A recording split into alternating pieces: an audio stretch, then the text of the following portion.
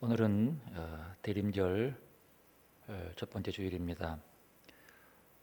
벌써 대림절이 다가오고 올 한 해 동안 거의 코로나로 어찌 될지 모르는 이런 불안한 상황 속에서 이제 좀 더 코로나 전염병이 기승을 부리는 이때에 그래도 우리는 우리에게 다시 오시는 주님을 기다리는 대림절을 맞이했습니다. 세상의 빛으로 오시는 그 예수를 기다리는 여러분들에게 예수 그리스도의 은혜와 하나님의 사랑과 성령의 친교하심이 함께 하시기를 기원합니다. 서로 인사합니다. 사랑합니다. 감사합니다. 예수님이 우리 희망입니다. 우리의 신앙 고백 나는 죽고 예수로 삽니다. 예수와 함께 이웃을 살립니다. 예수와 함께 공동체와 세상을 살립니다. 이 고백 여러분의 삶이 되시길 바랍니다. 믿음으로 하나님께 나아갑니다.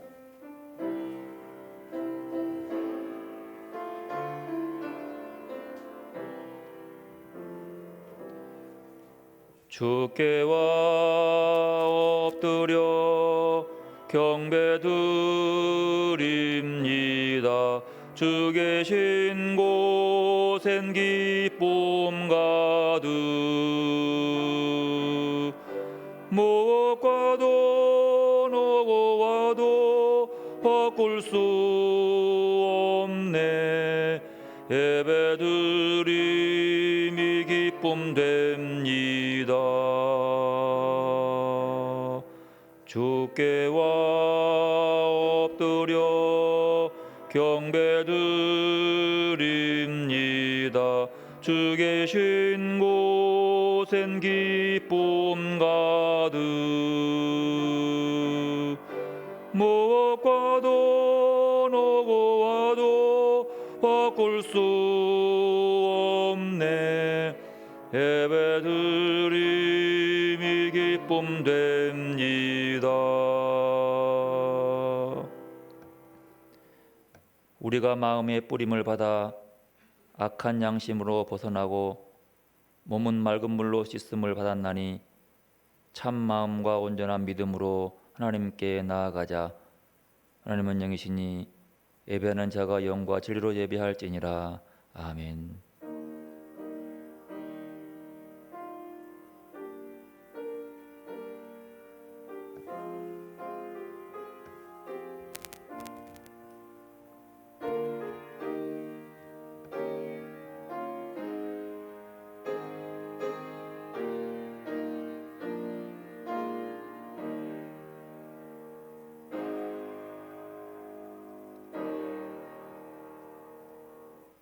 천지 만물을 창조하시고 인류의 역사를 주관하시며 우리를 사랑하신 하나님 아버지, 교회의 새로운 절기가 시작되는 대림절 첫 번째 주일에 코로나 전염병으로 온 세상이 두려움과 불신으로 움츠려들고 사악한 이기적 욕망을 채우기 위해서 갈등을 조장하는 어둠의 세력들로 인해 피곤하지만 그래도 온 땅이 깨어서 그리스도이신 예수님을 맞이할 준비를 갖추며 기다림의 시간 속으로 들어가게 하심을 감사드립니다.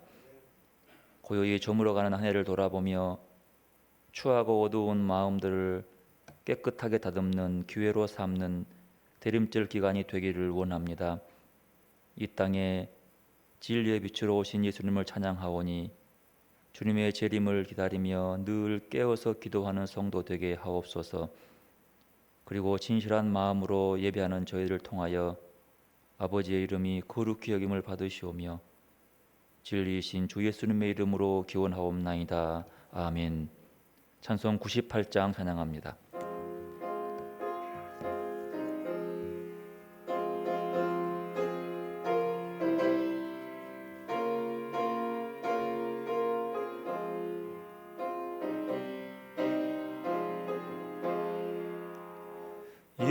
예수님 오소서 임마누엘 우리 주 이곳에 오셔서 기도 들어주소서. 능하신 주께서 그 하신 일을 행하사 간구하는 우리의 기도를 들어주소서. 예수님 오소서. 임마누엘 우리 주 보좌를 떠나서 사람 몸을 입었네. 높은 자 낮추고 비천한 자 높였네. 만민 위에 오셔서 사슬을 풀어주소서. 예수님 오소서. 임마누엘 우리 주 죄악된 세상에 속죄주로 오셨네. 줄인 자 먹이며 병든 자를 고쳤네. 천하만민 돌보사 빛의 길 가게 하소서. 아멘. 교동문 115번 교도 갑니다.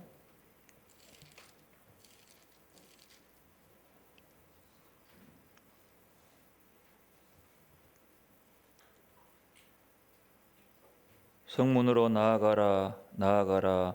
백성이 올 길을 닦으라.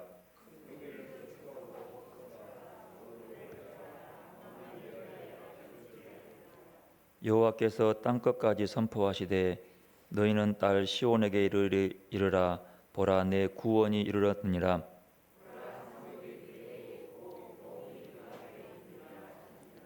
사람들이 너를 일컬어 거룩한 백성이라. 여호와께서 구속하신 자라 하겠고,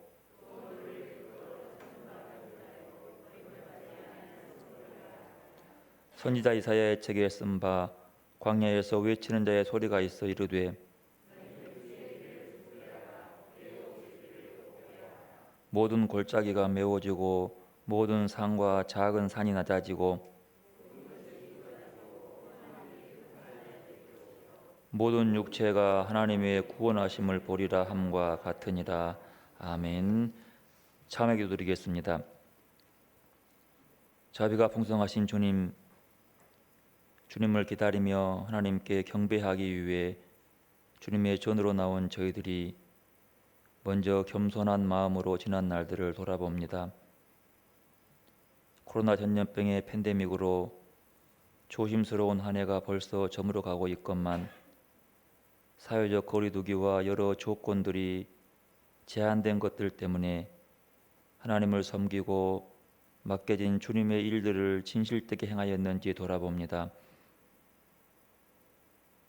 어려운 코로나19의 현상이 우리를 짓누르고 힘들게 하지만 그래도 변함없이 우리를 사랑하시는 주님의 사랑을 온전히 느끼며 감사하며 찬송하였는지 돌아봅니다. 이 어려움에서도 주님을 바라보며 얼마나 진실되게 간절히 기도했는지, 혹여 이런저런 핑계를 대며 남탓만 하지 않았는지 돌아봅니다. 주님, 돌아보니 주님께서 다시 오실 때에 내놓을 것이 없는 부끄러운 모습으로 주님을 기다리는 대림절을 맞이했습니다. 불쌍히 여기셔서 용서하여 주옵시며 이제는 주님과 나만 하는 것들을 침묵으로 고백합니다.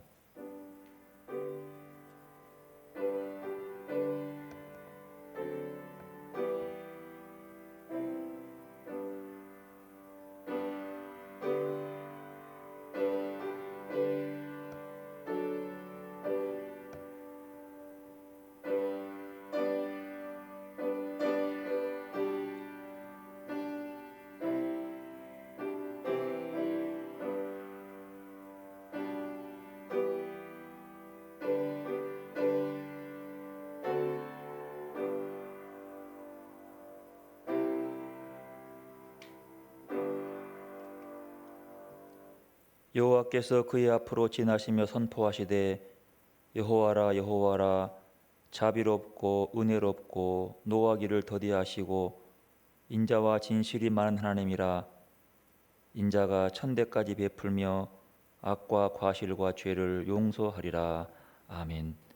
나는 전능하신 아버지 하나님 천지의 창조주를 믿습니다. 나는 그의 유일하신 아들 우리 주 예수 그리스도를 믿습니다. 그는 성령으로 잉태되어 동정자 마리아에게서 나시고 본디오 빌라도에게 고난을 받아 십자가에 못 박혀 죽으시고 장사된 지 사흘 만에 죽은 자 가운데서 다시 살아나셨으며 하늘에 오르셔 전능하신 아버지 하나님 우편에 앉아 계시다가 거기로부터 살아있는 자와 죽은 자를 심판하러 오십니다. 나는 성령을 믿으며 거룩한 공교회와 성도의 교제와 죄를 용서받는 것과 몸의 부활과 영생을 믿습니다. 아멘. 나 주님을 사랑합니다. 참 사랑의 주를 경배해.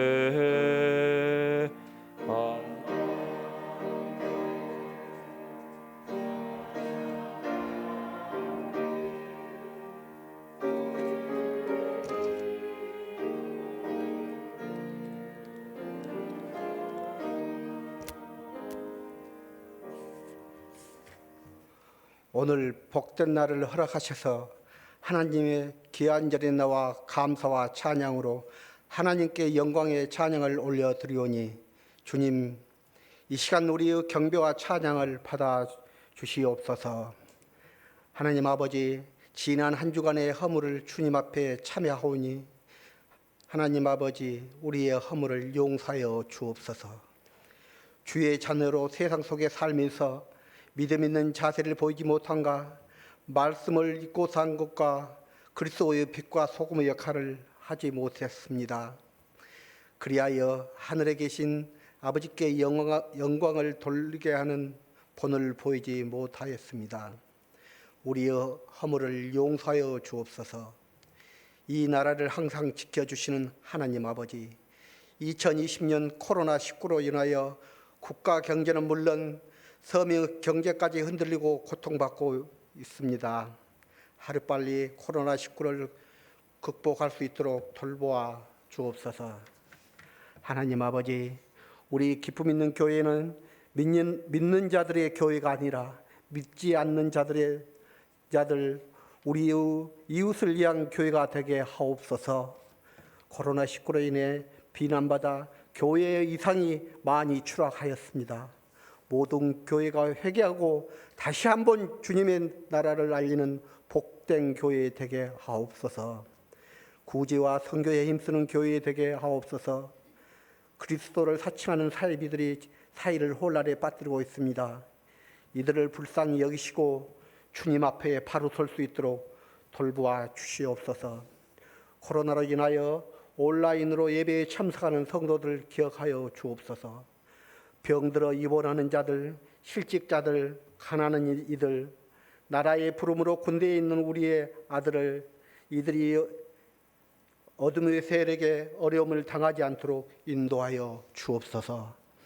항상 주님 앞에서 경건한 생활의 모습이 되게 하시고 우리가 어떤 일을 하든지 먼저 주님을 생각하게 하셔서 주님께 인정받고 칭찬받으며 축복받을 수 있는 주님의 귀한 자녀 되게 하여 주옵소서. 하나님 아버지, 회개하고 뉘우치는 마음마다 은혜를 채워주시기를 원합니다. 직장과 가정과 전 영역에 하나님의 은혜가 충만하게 하옵소서.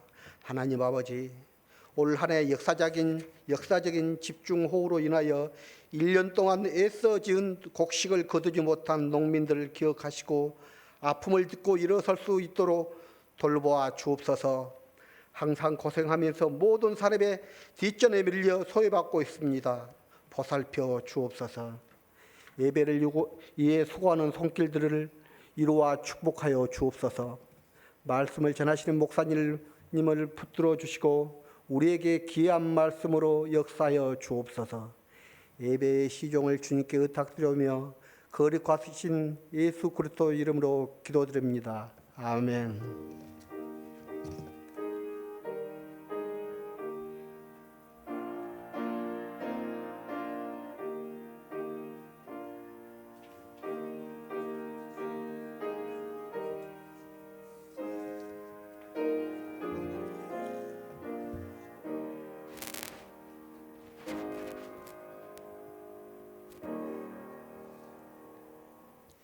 하나님 말씀 이사야 64장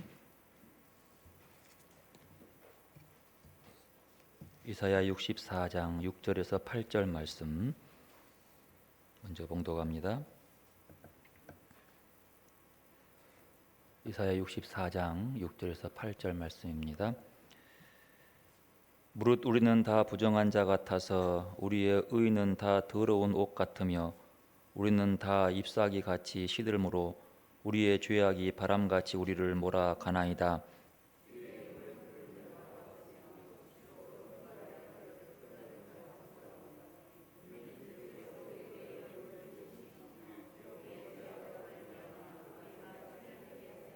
함께 있습니다. 그러나 여호와여, 이제 주는 우리 아버지시니이다. 우리는 진흙이요 주는 토기장이시니 우리는 다 주의 손으로 지으신 것이니이다. 아멘. 마가복음 13장 32절에서 37절 말씀 32절입니다. 32절부터입니다. 그러나 그날과 그때는 아무도 모르나니 하늘에 있는 천사들도 아들도 모르고 아버지만 아시느니라.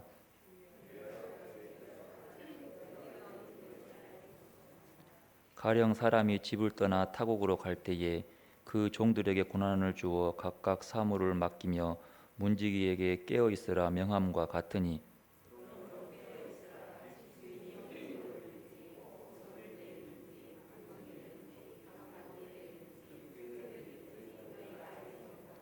그가 호련히 와서 너희가 자는 것을 보지 않도록 하라.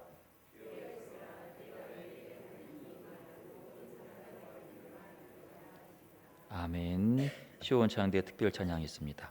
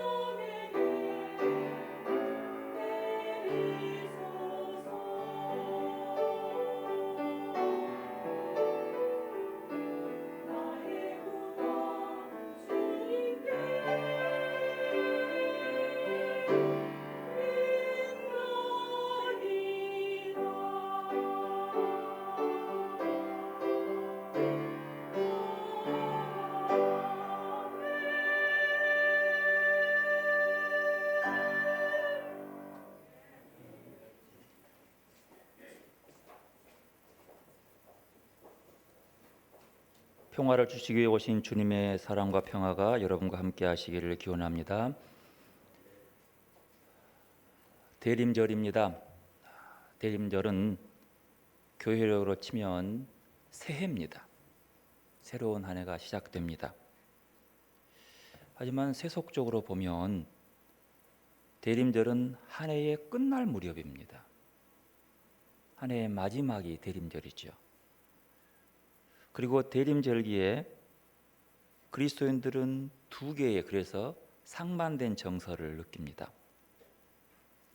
한 해의 마지막, 이것을 종말, 세속력에 따르는 마지막 종말, 그리고 이 종말은 하나님의 나라의 시작을 알리는 여명의 시작이라고 볼 수 있습니다. 결국 대림절은 인간의 시간이 끝나는 곳에서 하나님의 시간이 시작되는 때입니다. 이 하나님의 시간을 오늘 마가복음서에서는 그 때라고 얘기합니다. 그 때. 마가복음 13장에 보면 그 때가 어떤 때이냐라고 하면서 24절부터 27절까지 보면 그때는 해가 어두워지고 달이 빛을 내지 않고 별들이 하늘에서 떨어지고 그때는 사람들이 인자가 큰 권능과 영광에 쌓여서 구름 타고 오는 것을 보고 또 천사들을 보내서 사방에 택한 사람들을 모으고 등 이런 징조가 있음을 얘기합니다. 그런데요, 그 때라고 하는 그것은 측량할 수 없고 계산할 수 있는 물리적 시간이 아닙니다. 몇 년 뒤에 몇 월 달에 징조를 보니 그런 때가 아니에요.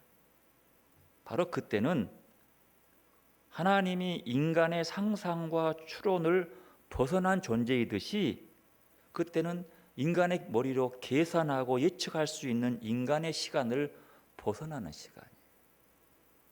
여러분, 하나님의 시간은 인간의 시간이 아니에요. 제한된 시간이 아닙니다. 인간의 시간을 벗어났기 때문에 그 시간을 종말이라 그러는 거예요. 인간이 세는 시간 끝나는 거예요. 하지만 종말로 경험될 뿐이지 엄연한 의미에서 그것은 시간의 끝이 아니라 새로운 시작입니다. 하나님의 시간의 때는요, 새로운 시작입니다. 인간의 예측이 어긋나고 인간의 모든 기획이 정지한 곳에서 새로운 시간, 즉 하나님의 시간이 시작되기 때문이에요. 그렇습니다. 나의 시간이 끝나는 곳에 하나님의 시간이 시작되는, 인간이 주체로서 만들어가는 미래가 아니라 하나님이 주체로 빚으시는 미래라는 뜻입니다. 이게 종말이죠. 따라서 대림절의 그때는 인간의 시간의 종말이 경험되는 그곳에서 하나님의 주어지는 시간의 도래를 예감하는 그날을 기다리는 거지. 이 시대가 끝나고 하나님의 시대가. 그런데 그 시대를 기다리는 기다림은 희망을 전제로 합니다. 희망을 가지지 못하는 사람은 진정한 기다림을 할 수 없습니다. 그리고 그런 희망이 있을 때에 그 기다림은 고통보다는 즐거움이에요. 기쁨이에요. 우리 기독교인들은 참된 생명에 대한 희망, 영생에 대한 희망을 가진 사람들입니다. 미래에 대한 확신이 강할수록 기쁨에 찬 기다림을 얻는 것이죠. 여러분, 기다림이라고 다 똑같은 기다림이 아닙니다. 사형 언도를 받고 그 사형의 집행을 기다리는 그 사형수의 기다림은 이건 절망적인 두려움이죠.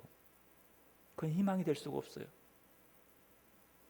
그러나 결혼을 앞둔 신랑 신부의 기다림은 그 기다림은 설렘의 기다림입니다.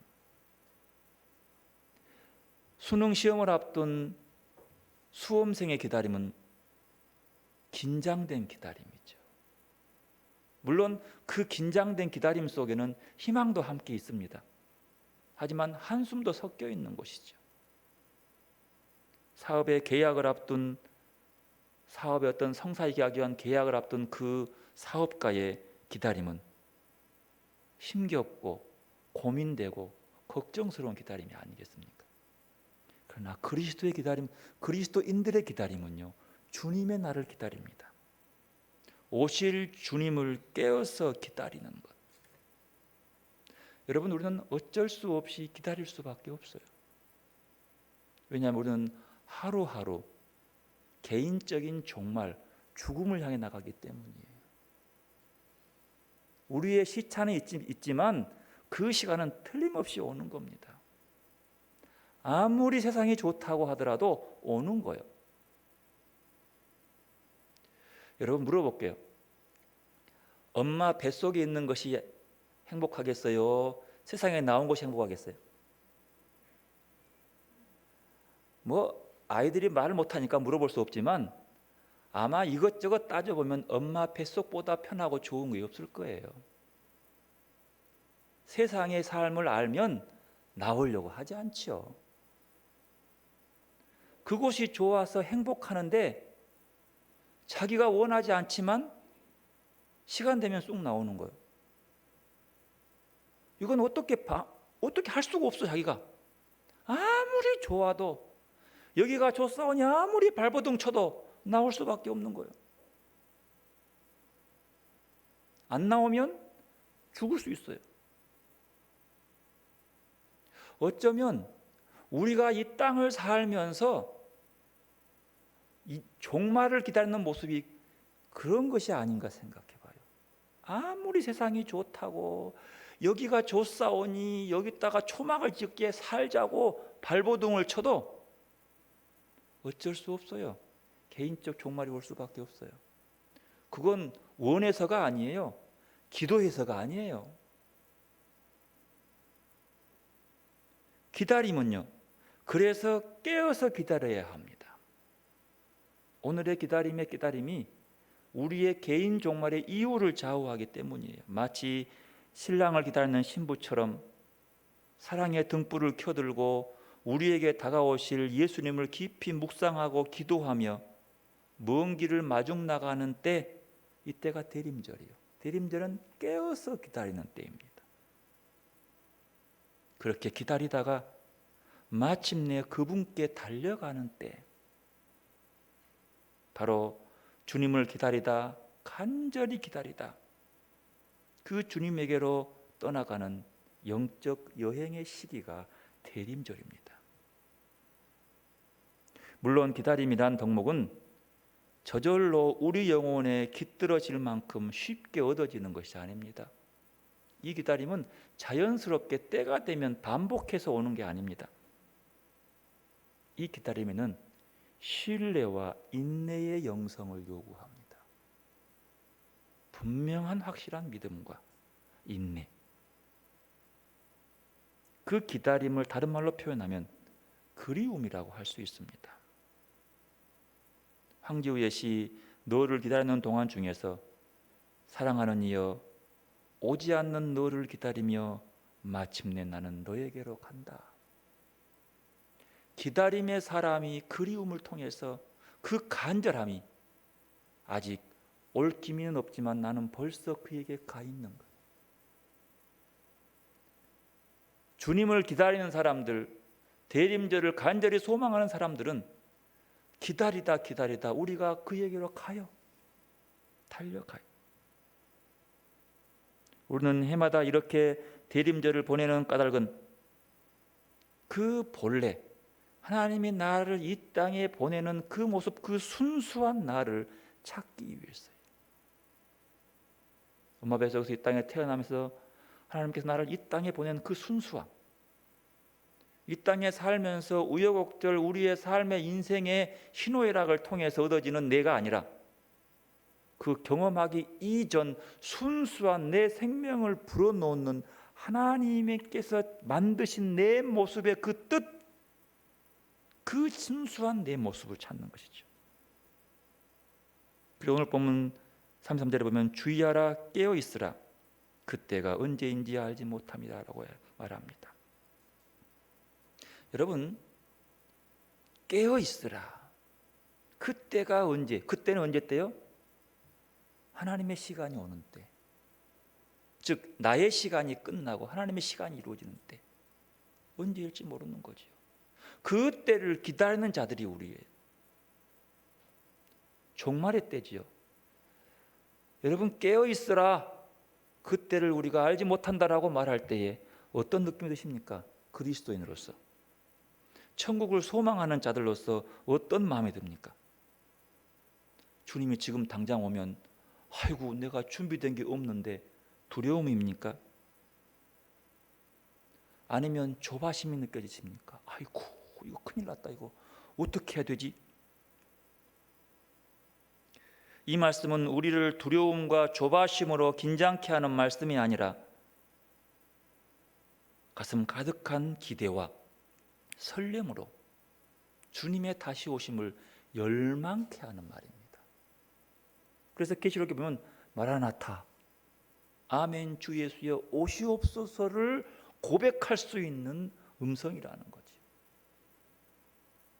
그래서 오늘 복음에서 우리에게 깨어있는 삶을 권고합니다. 깨어있는 것, 무엇에 깨어있는 거죠? 여러분 물어볼게요. 깨어있는 삶, 항상 깨어있는 삶을 어떤 삶으로 보십니까? 바쁘게 열심히 살아가는 것을 깨어있는 삶이라고 보십니까? 여러분 바쁘게 허둥대는 삶치고 알차고 복된 삶이 별로 없습니다. 바쁠 뿐이지요. 또 세속적으로 영이 주도하게 빈틈없이 산다고 깨어있는 삶입니까? 그렇지 않습니다. 여기서 깨어있는 삶이란 영원한 생명에 대한 참 신앙을 가진 사람만이 진정으로 미래를 대비하는 사람이며 참으로 깨어있는 사람이라는 거죠. 하늘의 보화를 쌓는 영원한 삶을 준비하는 데 무관심한 채 세속적으로 악착같이 열심히 사는 것이 참으로 깨어있는 삶이 아닙니다. 오늘 말하는 깨어있는 삶은 그건 아니에요.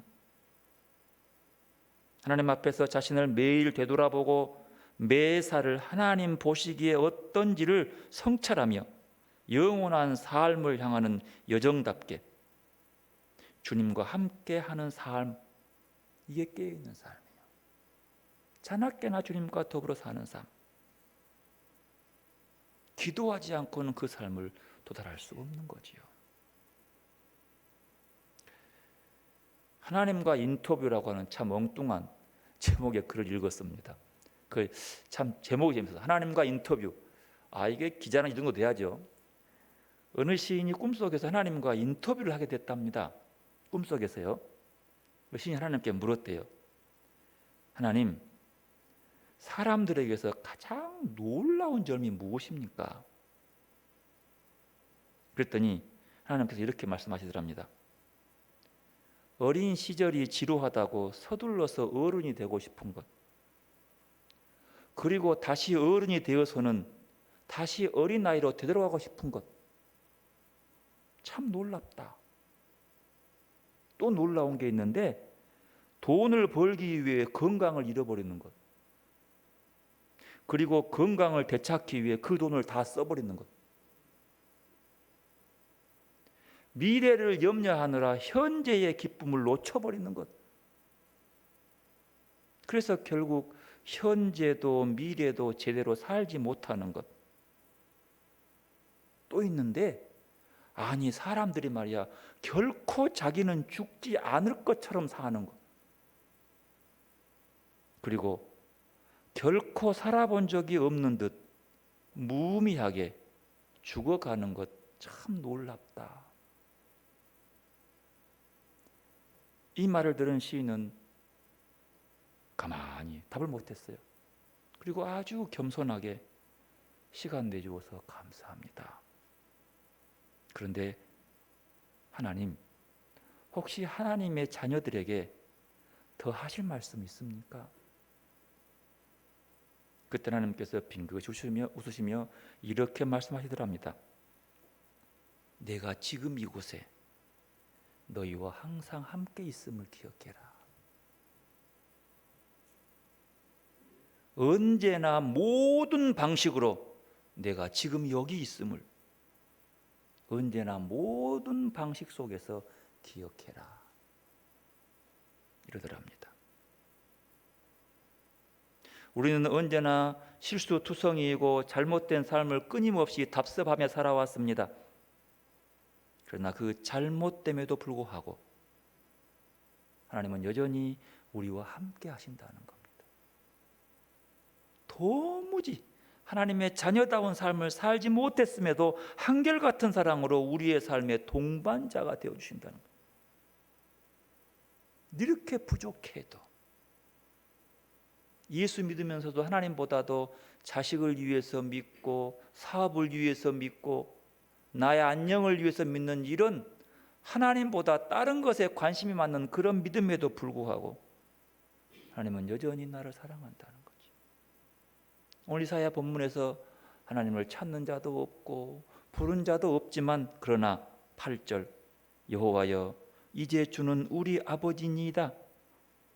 우리는 진흙이요 주는 토기장이시니 우리는 다 주의 손으로 지으신 것이니이다.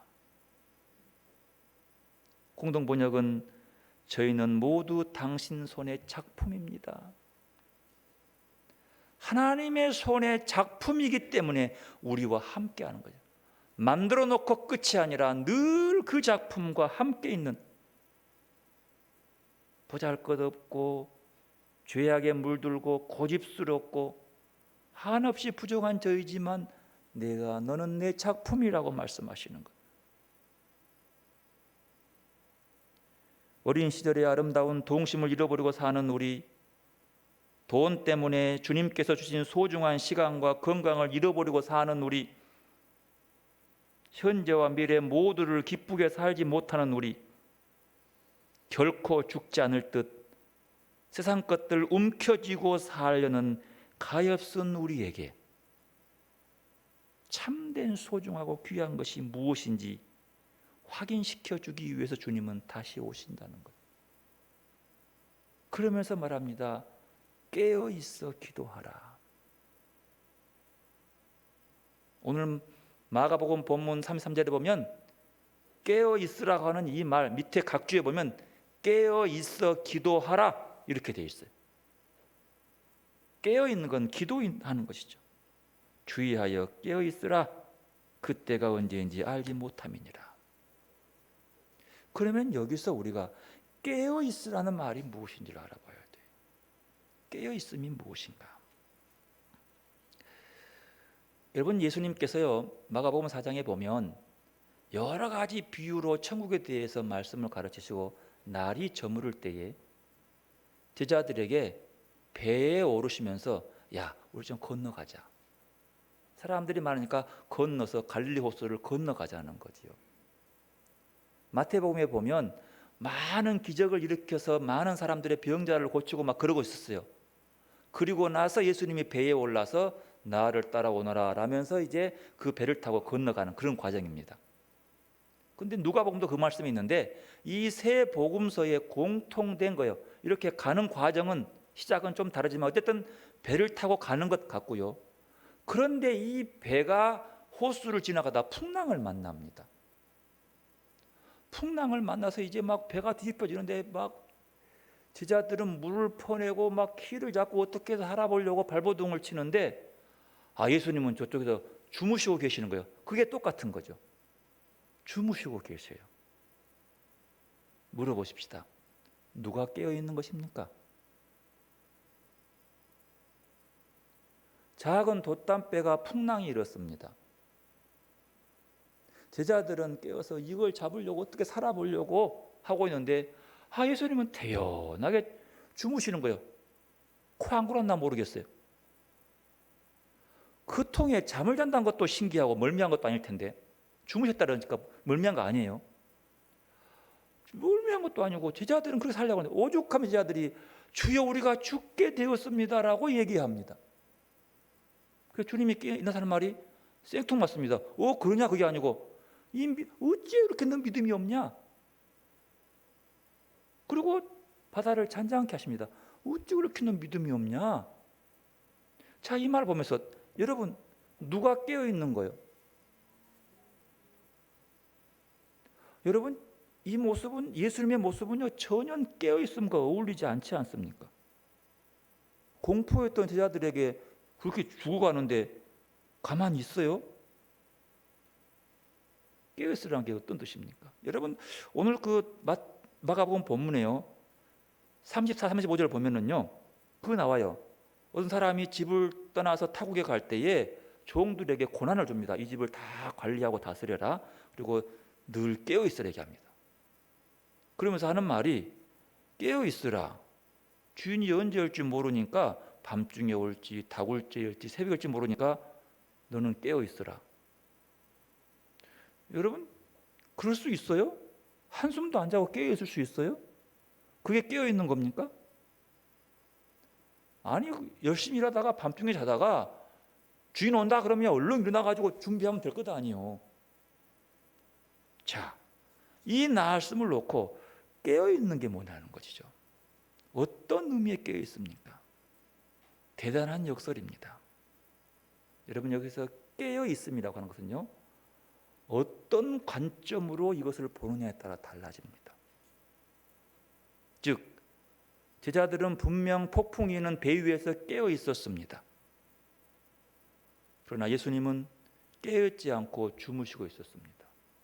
깨어있지 않는 거예요. 바로 세상의 관점으로 바라보는 대답입니다. 그냥 우리의 상식으로 보면 이것은 제자들이 깨어있는 것이지 예수님이 깨어있는 것이 아닙니다. 그런데요 하나님의 관점은 다릅니다. 이 깨어있음에서 하나님의 관점을 살펴볼 필요가 있는 거지요. 예수님은 그 풍랑 속에 주무시고 있었습니다. 그러나 하나님에 대해서는 깨어 있었습니다. 제자들은 깨어서 폭풍 후에 공포심에 몸부림치고 있었지만 하나님에 대해서는 잠들어 있었습니다. 이것이 믿음 없음과 상통됩니다. 여기서 깨어 있다는 말은요 누구에 대해서 그 마음이 열어 있느냐 깨어 있냐는 뜻입니다. 무엇에 대해 깨어 있냐는 것이죠. 무엇에 대해서? 제자들은 폭풍에 대해서 그 두려움에 대해 깨어 있었습니다. 그러나 예수는 그 폭풍에 몰아치는 그것의 두려움에 깨어 있지 않습니다. 그냥 자요. 그러나 그는 늘 하나님에 대해서 즉 천지를 창조하시고 우리의 아버지 되시며 세상을 운행하시고 모든 생사화복을 주관하신 하나님에 대해서 깨어 있었다는 것이죠. 풍랑이 일어나는 이 현장을 주관하고 계시는 분이 누구라고? 하나님 아버지임에 대해서 깨어 있었다는 거예요. 그런데 제자들은 풍랑을 보고 깨어서 살려고 발버둥은 쳤지만 그의 마음은 그의 영혼은 하나님이 천지를 창조하시고 이 천지를 운행하시는 그 엄연한 사실에 대해서는 깨어있지 못한 것입니다. 제자들은 창조주 하나님이 아버지시고 자기들을 사랑하시고 현장을 주관하시고 계시다는 그 엄연한 사실을 그 순간 의식하지 못했어요. 왜요? 눈에 보이는 그 폭풍의 두려움 때문에. 풍랑이 두려웠어. 이 풍랑을 주관하시는 분이 하나님이라는 사실을 의식하지 못한 거죠.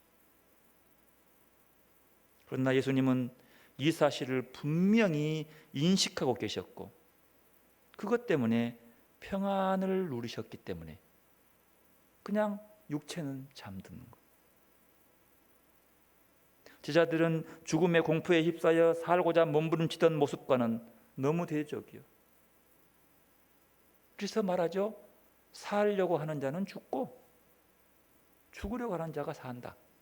그건 방향성이요. 누구에 대해서의 말이죠. 지자들은 하나님께서 그 현장을 주관하고 계시다는 사실에 대해서 잠들어 있는 거죠. 영이 하나님에 대해서 잠든 상태로 스스로 살아보려고 발버둥 치고 있는 모습입니다. 이걸 예수님은 어찌하여 그렇게 믿음이 없느냐? 여러분, 믿음이라고 하는 것은요, 큰 일을 하고 기적을 일으키는 것이 믿음이 아니라 어떤 처지에서도 풍랑이 이는 폭풍우 속에서도 이 폭풍우를 주관하시고 다스리시고 통제하시는 분이 하나님임을 믿고 내 마음이 그곳에 깨어 있는 것이 믿음인 거죠. 믿음은 하나님을 향해 깨어 있는 것이 믿음인 거죠. 그러나 하나님을 향해 닫혀 있고 세상에 대해서 깨어서 약삭 빠르게 막 아둥바둥하면서 뭐 지혜롭게 사는 것처럼 보이는 그 모습은 깨어 있는 게 아니에요. 잠도 안 자고 열심히 일해가지고 성과를 내는 게 깨어 있는 게 아니에요. 그게 믿음 있는 게 아니에요. 왜요? 그 마음이 하나님께 닫혀 있고 잠들어 있고 세상 것에만 유용하게 깨어 있기 때문에 그러는 거죠. 믿음 없음은 하나님의 능력에 대한, 전능에 대한 신뢰가 없기 때문인 거예요. 그것은 깨어있지 않는 것이죠. 이 믿음 없이 바로 마음으로 영으로 하나님에 대해서 깨어있지 않는 상태, 세상에 대해서 깨어있어서 부산하게 움직이면서 실제로 하나님에 대해서는 전혀 깨어있지 않는 상태, 내 삶의 순간 하나님이 함께 하심을 의지하지 못하고 의식하지 못하고 고백하지도 못한 그런 상태가 깨어있지 않는 상태입니다. 하나님은요, 참새 한 마리도 땅에 떨어지는 것을 주관하십니다. 백합화 한 송이가 피고 지는 것도 주관하시고 우리의 머리털까지도 세신 것은 엄연한 사실입니다. 여러분, 그거 믿지요? 우리의 삶의 어느 한순간에도 하나님이 나와 함께하지 않는 순간이 없습니다. 믿지요? 그런데 왜? 늘 우리에게 좋으신 분이고 늘 우리에게 사랑으로 대하시는 그분을 왜 폭풍우 치는 그 순간에 의식하지 못하냐는 거죠. 인식하지 못하냐는 거죠. 제자들은요, 그 마음이 풍랑에 푹 빠져 있었기 때문이에요. 두려움에 빠져 있었기 때문이에요. 눈에 보이고 귀에 들리고 손에 만져지는 이 세상의 일들로 인해 마음이 거기가 있어서, 그러니 보이지 않고 들리지 않고 만져지지도 않는 하나님을 인식할 수 없는 거지요. 눈에 보이는 것에 만족하니 보이지 않는, 그러나 나와 늘 함께하는 내 숨과 함께 쉬어지는 그 하나님에 대해서는 그 순간 깜빡 잊어버립니다. 세상에 푹 빠진 마음으로 창조주 하나님께서 나의 삶의 현장을 주관하고 계신다는 엄연한 사실에 대해 인식할 수 없습니다. 또한 하나님이 내가 마음에 모셔야 될 유일한 기쁨과 만족이라는 사실에 대해서도 인식할 수 없는 거지요. 왜요? 하나님에 대한 의식이 깨어있지 않고 잠들어 버렸기 때문입니다. 깨어있으라고 하는 예수님은 믿는 사람에게만 주어지는 말씀이 아닙니다. 30절, 깨어있으라. 내가 너희에게 하는 이 말은 모든 사람에게 하는 말입니다. 모든 사람에게. 다른 종교를 믿는 사람들에게도 하는 말씀입니다. 왜요? 그들도 하나님이 주시는 숨으로 숨을 쉬고 있기 때문에, 그들도 하나님이 그 생명을 이어주고 있기 때문이에요. 그 주관자라는 것이죠. 부모들은요, 자기 자녀에 대해서 늘 깨어 있어야 합니다. 그죠? 깨어 있어요. 그래서 이런저런 잔소리들을 많이 하지요. 하지만 우리는 분명해야 합니다. 저도 그 부분 많이 고백하고 회개합니다만, 자녀에 대해서 깨어있는 이 마음이 하나님에 대해서는 닫혀 있는 거예요. 이건 심각한 문제가 되는 것이죠. 큰 문제예요. 이 자녀에 대한 하나님의 사랑과 하나님의 주관하고 간섭하심에 대해 닫혀 있으니까 내가 다 하려고 그래.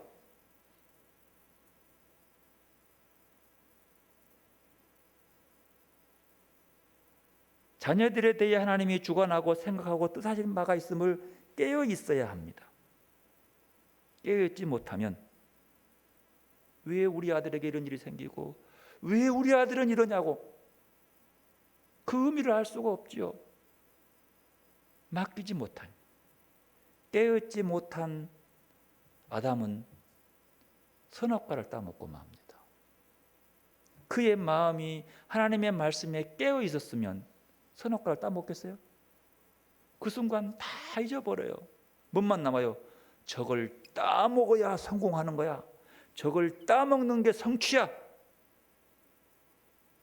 저걸 따먹는 게 믿음이야. 축복이야. 이렇게 믿은 거죠. 그때는 그는 그거 따먹는 욕망에는 활짝 깨어있지만, 세상 욕망에는 깨어있지만, 자기 것을 채우기 위한 욕망에는 깨어있지만, 하나님에 대해서는 먹으면 죽는다, 먹지 마라 하는 그 말씀에는 잠들어 있는 거죠.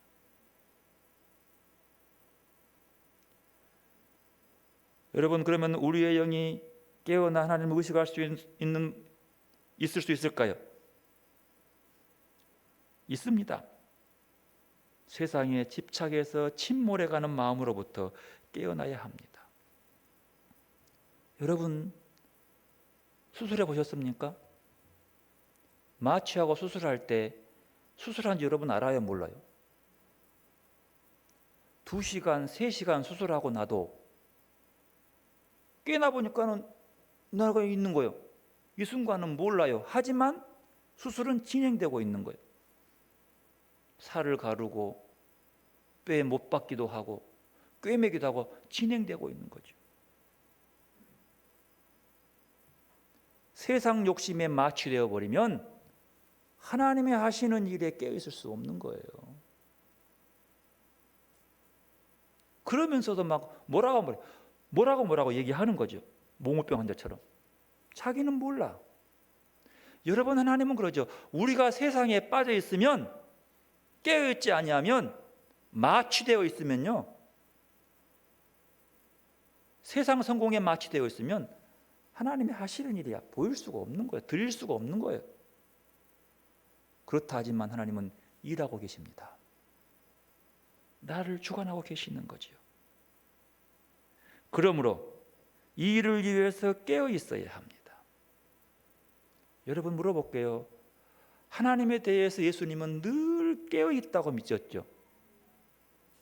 하나님에 대해서 늘 깨어 있는 예수님은 십자가에서 죽었습니다.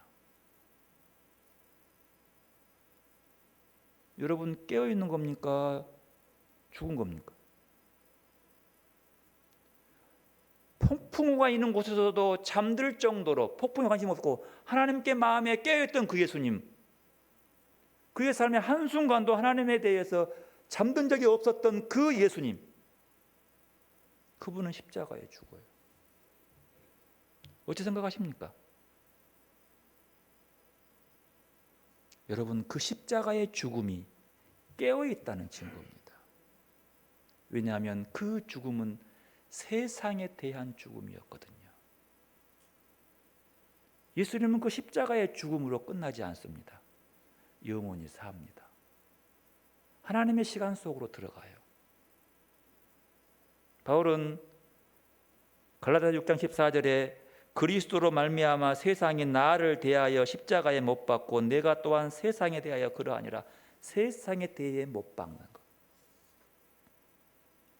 갈라디아 2장 20절 내가 그리스도와 함께 십자가에 못 박혔나니 그런즉 이제는 내가 사는 것이 아니요 오직 내 안에 그리스도께서 하신 것이라. 고린도전서 15장 31절 나는 날마다 죽노라. 뭐에 대해서? 세상에 대해서, 세상 욕심에 대해서. 그래서 그는 세상에 가진 모든 귀한 로마 시민권 등등 최고의 누릴 수 있는 것들을 다 배설물 취급할 수밖에 없었어요. 왜요?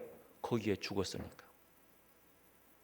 고린도후서 4장 10절, 우리가 항상 예수의 죽음을 몸에 짊어짐은 예수의 생명이 또한 우리 몸에 나타나게 하려 함이라. 예수의 십자가 아니면, 십자가의 죽음 아니면 세상 일에 빠진 우리 마음의 상태를 벗어날 수 없습니다.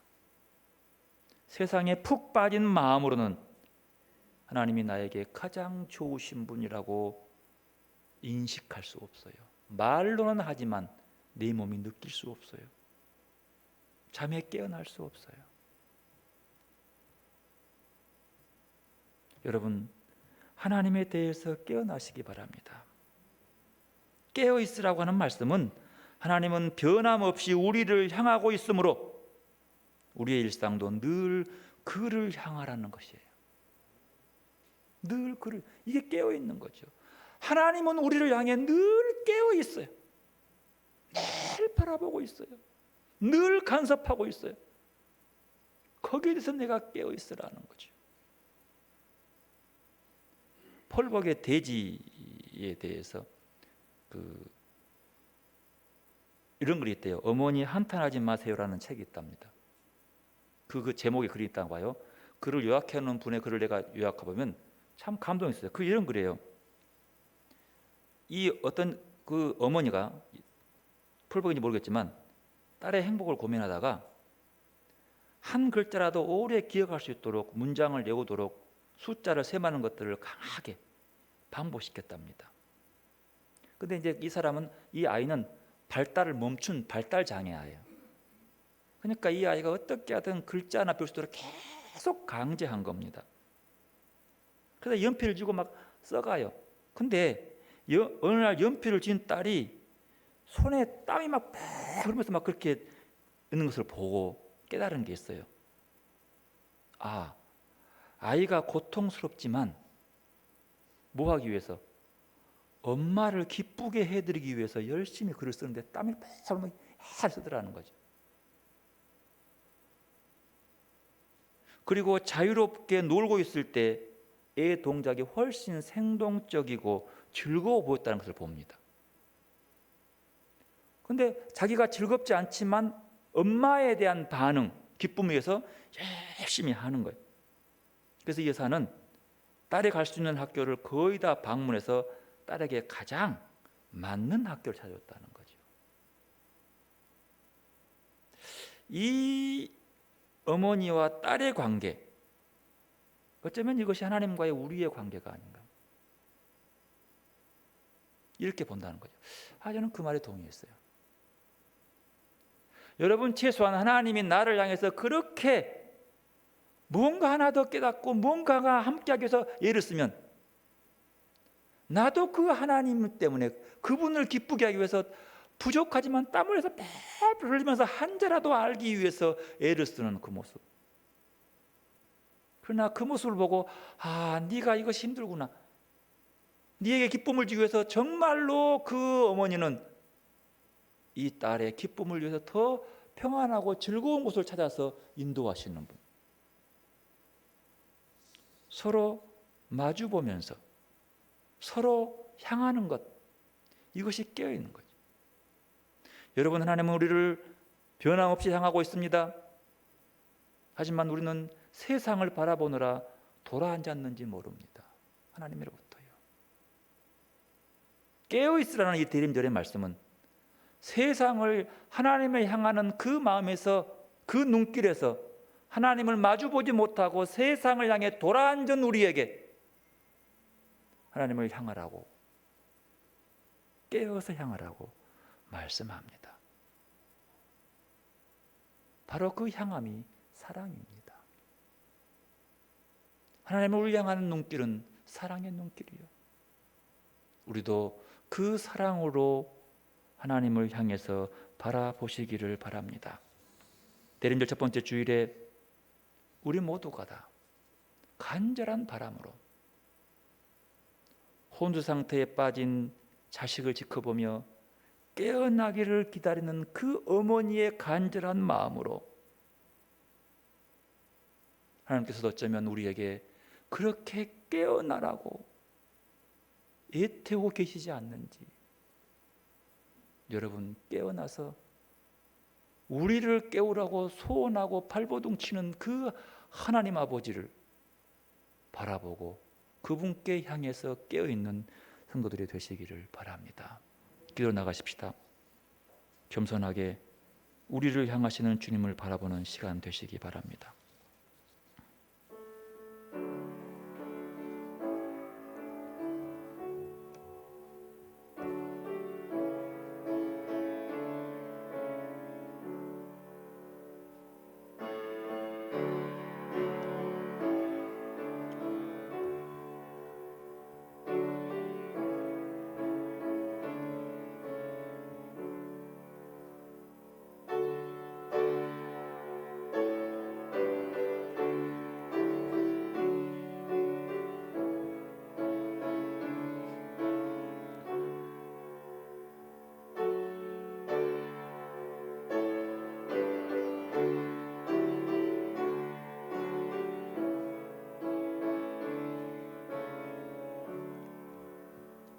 내가 고요히 주님을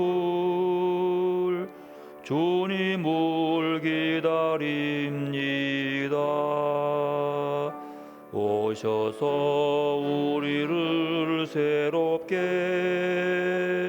새롭게 하여 주소서. 어린아이의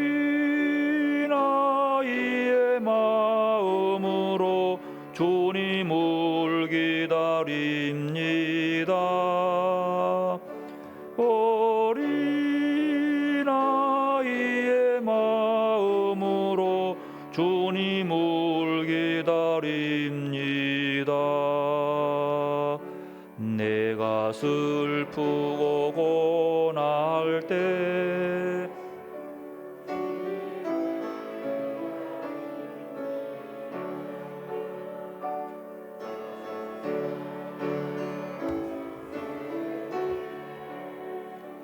굳세게 하여 주소서.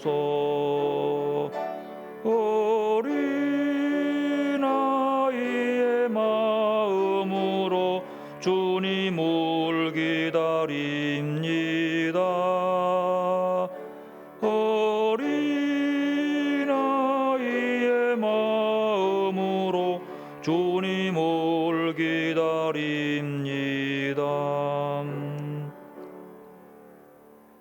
기다림은 곧 기도의 시작임을 다시 배웁니다. 마음이 답답한 이들에겐 문이 되어 주시고 목마른 이들에겐 구원의 샘이 되시는 주님, 절망하는 이들에겐 희망으로, 슬퍼하는 이들에겐 기쁨으로 오십시오. 앓은 이들에겐 치유자로, 갇힌 이들에겐 해방자로 오십시오. 이제 우리의 기다림은 잘 익은 포도주의 향기를 내고 목과 낙기의 소리를 냅니다. 어서 오십시오, 주님. 우리의 삶의 자리에 항상 우리와 함께 하심에 깨어나게 하시고 하나님께서 우리의 삶을 다스리시며 가장 좋으신 분이라는 엄연한 사실에 대해 깨어있는 삶을 살도록 말씀하시는 주님, 감사합니다. 우리가 늘 깨어서 주님 사랑하는 그 마음으로 오늘 또 이 자리에 나와서 주님께 향하오니 주께서 우리 예배를 기뻐 받아 주옵소서. 예배 기간 동안 우리에게 주어지는 물질을 드리며 우리 마음도 다 주님을 향하여 바치오니 이 예물을 거룩하게 하시고 바치는 손길과 그 마음도 거룩하게 하여 흠양하여 주옵소서. 그리고 이것이 쓰여진 곳마다 주의 사랑만 흘러갈 수 있도록 은혜 베풀어 주옵소서. 깨어있게 하여 주옵소서. 예수님의 이름으로 기도드리옵나이다. 아멘. 주송합니다.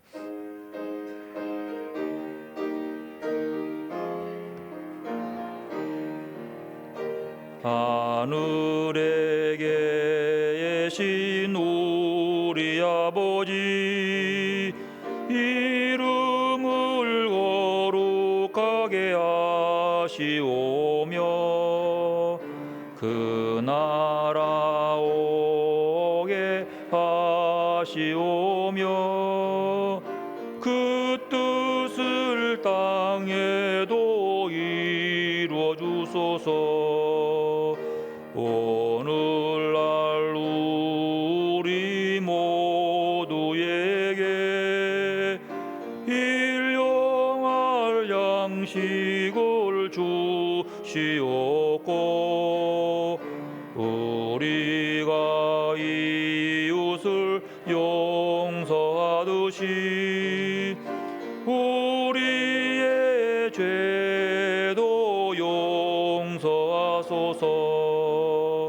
우리를 시험에 들게 마시고 다만 악에서 구하소서.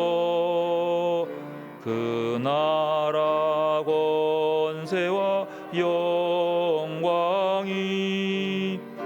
아버지께 영원히 싸옵니다. 아멘. 여호와는 내게 복을 주시고 너를 지키시기 원하며 여호와는 그 얼굴로 내게 비추사 은혜 베푸시기를 원하며 여호와는 그 얼굴을 내게로 향하여 드사 평강 주시기를 원하노라. 오 주님 예수 그리스도의 은혜와 하나님의 사랑하심과 성령님의 교통하심이 천지를 창조하시고 우주의 운행을 주관하시며 우리의 삶의 자리에 항상 함께 하시는 사랑의 하나님을 향해 깨어서 오시는 주님을 기다리며 우리를 다스리며 내게 최고로 좋은 분이라는 사실을 고백하는 삶을 살아내기 원하는 주님의 귀한 백성들과 하나님의 통치하심에 깨어서 오시는 주님의 다스림을 겸손하게 기다려야 하는 한국교회와 이 나라와 온 세상 위에 늘 함께 하시기를 축원하옵나이다. 아멘.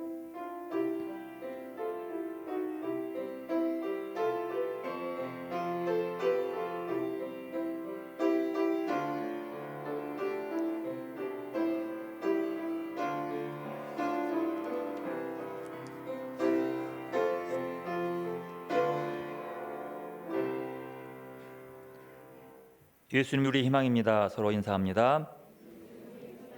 예수님의 방줄로 믿습니다. 오늘은 대림절 첫 번째 주일입니다. 오늘은 첫 번째 주일로 보라색 소망의 빛에 촛불을 켰습니다. 이제 소망이 되시고 우리를 하나님의 시간 안으로 들어갈 수 있는 이런 신앙에 돌아보는 시간이기 때문에 우리의 시간들이 아니라 하나님의 시간으로 오늘을 살아가는 이 대림절 기간들이 되시기를 바라겠습니다. 예배 후에 정기당회로 모이겠습니다.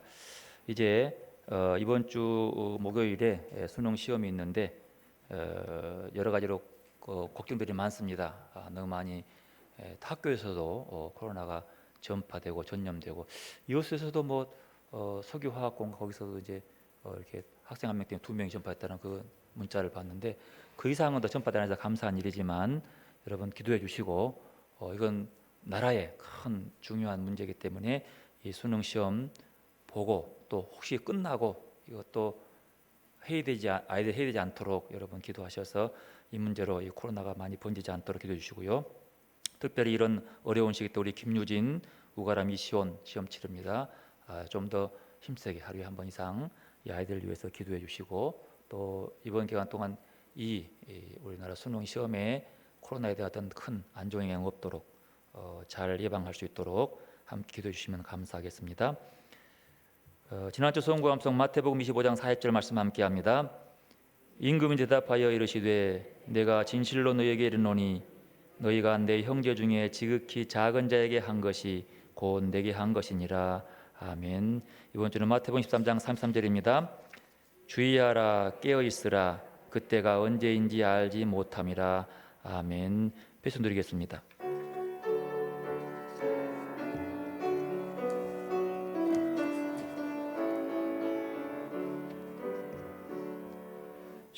진실하게 진실하게 거룩하게 살게 하소서.